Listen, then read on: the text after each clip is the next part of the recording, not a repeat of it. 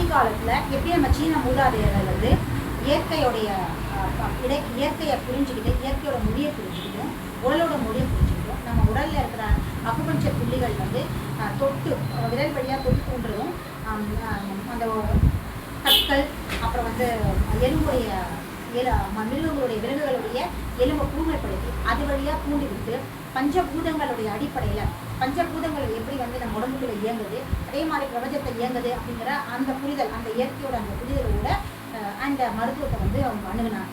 அப்போ அப்படி அந்த பார்வையோட அணுகும்போது தான் அவங்களுக்கு பல விஷயங்கள் வந்து உடல் சார்ந்த ஏகப்பட்ட விஷயங்கள் புரிஞ்சுது. இப்போ அவங்க என்ன பண்ணாங்கன்னா அக்குபஞ்சர் பார்வையில் அந்த சீன மருத்துவ புத்தகங்கள் அந்த நான்டின் ஏஜிங் அந்த புத்தகங்கள் வாசிச்சுட்டு இங்கே வந்து அவங்களுடைய ஆங்கில மருத்துவ பார்வையை பார்த்தாங்க. அப்போ அதை இப்படி ரெண்டுத்தையும் கம்பேர் பண்ணும்போது தான் அவங்களுக்கு அக்குபஞ்சர் ஒரு புதிய ஒரு ஒரு ஒரு வாசலை வந்து அவங்களுக்கு திறந்துருந்துச்சு. உடலை பற்றின நிறைய விஷயங்கள் அவங்களுக்கு புரிய வந்தது.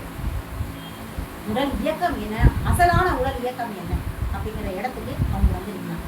அதுக்கப்புறம் அவங்க புரிஞ்சுக்கிட்டோம்னா பேஷண்ட்டுங்களுக்கு ட்ரீட்மெண்ட் பண்ணும்போது தான் அவங்க இன்னும் நிறைய விஷயங்கள் அவங்களுக்கு ஏன் அவங்களுக்கு அந்த விஷயங்கள் புரிஞ்சுன்னா அவங்க எம்பிபிஎஸை படித்து அந்த அந்த எம்பிபிஎஸ் மருத்துவம் என்ன சொல்லுது அப்படிங்கிற அந்த பேத்தாலஜியும் அந்த ஃபிசியாலஜியும் அவங்க வாசிச்சிருக்கிறதுனால அக்குபஞ்சரோட உண்மையான அறிவியலை அவங்க படிக்கும்போது உடல் அறிவியலை படிக்கும்போது அவங்களுக்கு நிறைய விஷயங்கள் தெரியும்.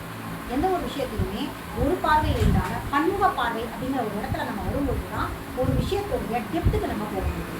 அந்த டெப்த்தை யாரால் அறிய முடியும் அப்படின்னா ஒரு துறையில் இருந்துக்கிட்டு எந்த ஒரு துறையாக இருக்கட்டும் அந்த துறையில் பல ஆங்கிளில் பல கோணங்களில் அந்த விஷயத்தை அணுகும்போது மட்டும்தான் நம்மளுடைய அதோடைய ஆழமும் அதோடைய மையப்புள்ளியும் நம்மளால் உணர முடியும். ஸோ கருவை உணரணும்னா பலவிதமான உருக்களோடு நம்ம ட்ராவல் செய்யணும். அப்போ அந்த இடத்த அந்த கருவை அவங்க அப்பச்சோட கருவை அந்த ஒற்றை புள்ளி அப்படிங்கிற அந்த புள்ளியை வந்து அந்த மூதாதையர்கள் சீன மூதாதையர்கள் எந்த இடத்துல போய் அவங்க அந்த புள்ளியை கண்டுபிடிச்சாங்களோ அந்த புள்ளியை டாக்டர் சகோதரர்கள் டாக்டர் சித்திக் ஜமால் மற்றும் டாக்டர் ஃபஸ்லூர் ரஹ்மான் ரெண்டு பேரும் அந்த ஒற்றை புள்ளியை அந்த கருவோட மையப்புள்ளியை எங்கே கண்டுபிடிச்சாங்க அப்படின்னா ட்ராவல் பண்ணுறது இப்படியான பண்பம் கொண்டு உடலை அணுகும்போதும் இயற்கை அணுகும்போது தான் அவங்களுக்கு எல்லா விதமான புரிதலும் ஏற்படும். ஸோ இப்படி அவங்க ஒற்றைப்புள்ளி சிகிச்சையை அவங்க கண்டுபிடிச்சாங்க. இந்த ஒற்றைப்புள்ளி சிகிச்சை கண்டுபிடிச்சு இந்தியாவுக்கு வந்து இதை வந்து ப்ராக்டிஸ் பண்ணாங்க.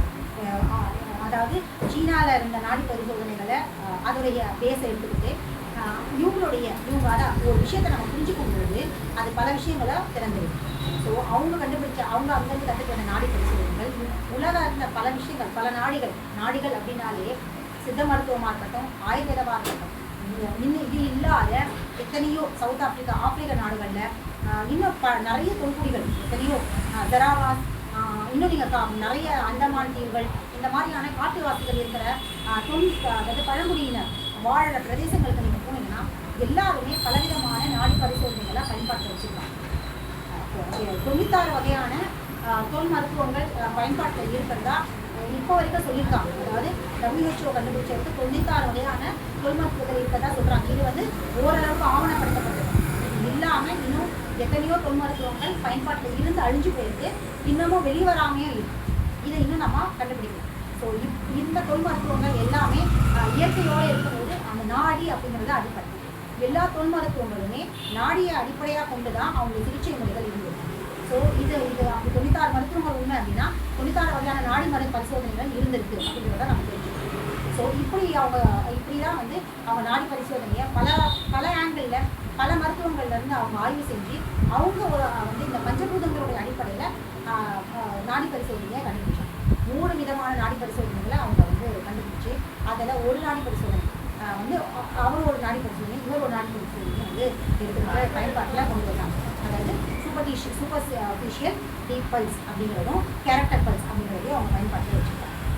சூப்பர்ஃபிஷியல் டீப் பல்ஸ்னால் நாடியோடைய ஆழத்தில் எல்லாமே பஞ்சபூதங்களோட அடிப்படையில் தான். டீப் பல்ஸ் அதாவது ஆழத்தில் ரொம்ப டீப்பாக போய் அதை பஞ்சபூதங்களை அறியிறது உடலுடைய நாடியிலிருந்து பஞ்சபூதங்களுடைய இம்பேலன்ஸ் சமநிலை குறைபாடுகளை அறியிறதும். கேரக்டர் பல்ஸ்னால் அந்த பஞ்சபூதங்களுடைய கேரக்டர் எப்படியான ஒரு தன்மையில் அந்த தன்மையை மட்டும் அறிஞ்சு அதன் வழியாக சிகிச்சை கொடுக்கறதுமான 2 விதமான. அது இல்லாமல் அலாம் பாயிண்ட்ஸ் அது உடம்புடைய சிகிச்சை புள்ளிகள் இருக்கு இல்லையா அக்குபஞ்சர் புள்ளிகள் அதில் சில பாயிண்ட்ஸ் இருக்கா அலாம் பாயிண்ட்ஸ். அந்த பாயிண்ட்ஸை வந்து அழுத்தும் பொழுது நமக்கு வந்து அந்த உடம்புடைய அதாவது எந்த உறுப்புகள் வந்து கடுமையாக அப்படிங்கிறத அந்த அழுத்தத்தின் வழியாக அவங்கள உணர்ந்துட முடியும். எல்லாமே உணர்வு தன்மை தான். அக்குபஞ்சராக இருக்கட்டும், இயற்கை மருத்துவங்கள் எல்லாமே, தொன் மருத்துவங்கள் எல்லாமே உணர்வு தன்மை தான் அங்கே அழுத்தம். ஆனால் இந்த உணர்வு தன்மை இல்லாத வெறும் கண்களால் பார்க்குறதும், புறத்திலிருந்து அணுகிறதும், வெளிப்படுற ஒரு தொந்தரவுகளை மட்டுமே பார்த்து அதை வழியாக வந்து சிகிச்சை கொடுக்குற ஒரே ஒரு மருத்துவம் உலகத்திலே ஆங்கில மருத்துவம். ஏன் ஆங்கில மருத்துவம் மட்டும் இப்படியான ஒரு நிலையில இருக்குது அப்படின்னு பார்த்தோம்னா, அதுக்கு இந்த எல்லா தொன் மருத்துவங்களுக்கும் ஒரு ஆணிவேர் இருக்குது. அதை அவங்க மூதாதையர்கள் இயற்கை கிட்டேருந்து கற்றுக்கிட்டாங்க. ஆனால் ஆங்கில மருத்துவம் இயற்கை கிட்டேருந்து கற்றுக்கவே தொன் மருத்துவங்கள் இயற்கை கிட்டையும் உடல் இயற்கை கிட்டையும் கற்றுக்கிட்டாங்க. அதாவது அண்டத்திலிருந்தும் கற்றுக்கிட்டாங்க, பிண்டத்திலிருந்தும் கற்றுக்கிட்டாங்க. அதனால தான் அந்த மருத்துவங்கள் எல்லாமே இது வரைக்கும் அதாவது இயற்கையோட ஒன்றிய ஒரு மருத்துவ முறையாக இருக்கும். ஆனால் ஆங்கில மருத்துவம் கலப்பு மருத்துவம். அதுக்கு அது வந்து இயற்கை கிட்டேருந்தும் கற்றுக்கல, உடல் இயற்கை அண்டத்துக்கிட்டேருந்தும் கற்றுக்கல, பிண்டத்துக்கிட்டேருந்தும் கற்றுக்கல. அது கற்றுக்கிறது எல்லாமே பிண்டம்னா அவங்கள பொறுத்த வரைக்கும் செத்து போன பணத்தை கூராய்வு செஞ்சு அது வழியாக கற்றுக்கிறது தான் பிண்டம் கிடையாது. உயிரோடு இருக்கிற மனுஷனுடைய அக உணர்வு, அக உயிரோட கற்றுக்கிறது தான் பிண்டத்திலிருந்து கற்றுக்கிறது. அண்டத்தில் உள்ளதே பிண்டம், பிண்டத்தில் உள்ளதே அண்டம் சொல்லி அவையார் சொன்ன அண்டம் பிண்டம் வேற. ஆங்கில மருத்துவம் பார்க்குற அண்டம் பிண்டம் வேற. அண்டத்தை பார்க்க மாட்டாங்க. அண்டத்தை எப்படி பார்ப்பாங்கன்னா, புற விஷயத்தில் கிருமிகளையும் நோய்களையும் தேடிக்கிட்டு இருக்கிறது தான் இவங்களுடைய அண்டம். பிண்டம் என்ன பார்க்குறாங்கன்னா, செத்து போன பணத்துல இருந்து தான் இவங்களுடைய பிண்டம் ஆரம்பிக்கும். ஸோ இவங்களை பொறுத்த வரைக்கும் இந்த மாதிரியான விஷயம் இதுல இருந்தால் அவங்க வந்து உடலை பற்றியும் உயிர்ப்புகள் பற்றி கற்றுக்கிட்டாங்க. சிகிச்சை முறை எப்படி கற்றுக்கிட்டாங்கன்னா, அதுக்குன்னு ஆங்கில மருத்துவத்துக்குன்னு இயற்கை கிட்டேருந்து கற்றுக்கிட்டா எந்த சிகிச்சை முறையுமே கிடையாது இல்லையா? இயற்கை கிட்ட அவங்க எதுவும் கற்றுக்கல. ஸோ அவங்களோட சிகிச்சை முறை எப்படின்னா, ஒரு கலப்பட காம்பவுண்ட் மிக்சராக தான் இருந்தது. அதாவது பல மருத்துவங்களை வந்து அந்த காலத்தில் பரவலாகிட்டு இருக்கும்போது, ஏன்னா எல்லா தொன் மருத்துவங்களுமே வந்து எப்போ வந்தது அப்படின்னு பார்த்தீங்கன்னா, பல நூற்றாண்டுகள் 5000 8000 சொல்லி 1000 வருடங்களுக்கு முன்னாடி உருவான ஒரு மருத்துவம் எல்லா தொன் மருத்துவங்களும். ஆனால் ஆங்கில மருத்துவங்கள் நூற்றாண்டுகளை மட்டுமே பார்த்த ஒரு மருத்துவம். ஒரு சில பல நூற்றாண்டுகளில் மட்டுமே